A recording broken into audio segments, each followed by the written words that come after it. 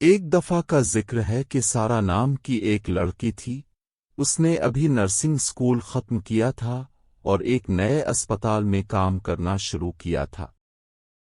اگرچہ وہ ایک نرس کے طور پر اپنی ملازمت سے محبت کرتی تھی، لیکن اسے ان لوگوں کے ساتھ ملنا مشکل ہو گیا جن کے ساتھ وہ کام کرتی تھی۔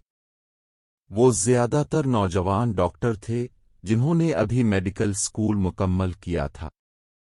مسئلہ یہ تھا کہ وہ ایک دوسرے پر مذاق اڑانے میں خوش تھے۔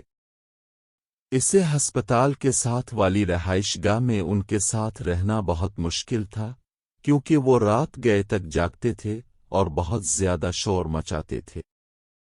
نرس نے بہت لمبے گھنٹے کام کیا اور اسے پوری نیند کی ضرورت تھی۔ جب بھی وہ ان کے رویے کی شکایت کرتی، شرارتی ڈاکٹر صرف اس کے چہرے پر ہنستے اور اسے کہتے کہ وہ اپنا موٹا منہ بند کر لے۔ نرس کو بالآخر نوجوان ڈاکٹروں کی اطلاع ہسپتال کے مینیجر کو کرنی پڑی اور وہ ہر طرح کی پریشانی میں مبتلا ہو گئے۔ ڈاکٹر واقعی نرس سے نفرت کرنے لگے اور اس سے بدلہ لینے کا منصوبہ بنانے میں دن گزارے۔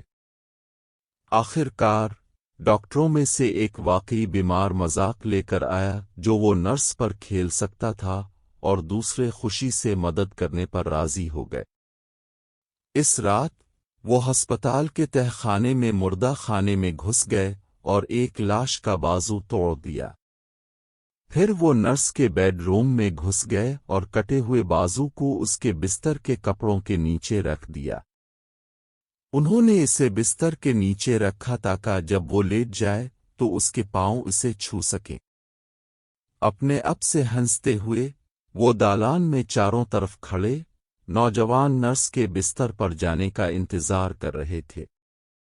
لڑکی اپنے بیڈ روم میں گئی تو ڈاکٹروں کو خود کو اونچی آواز میں ہنسنے سے روکنا پڑا۔ نرس کو ان کے رویے پر شک تھا، لیکن وہ بہت تھک چکی تھی اور اپنے پیچھے دروازہ بند کر کے اپنے بیڈ روم میں چلی گئی۔ مرد دالان میں بے صبری سے انتظار کر رہے تھے کہ نرس کا کٹا ہوا بازو اس کے بستر پر ملے، لیکن کچھ نہیں ہوا۔ کوئی چیخ نہیں تھی، کوئی غصے کی چیخیں نہیں تھیں، صرف خاموشی۔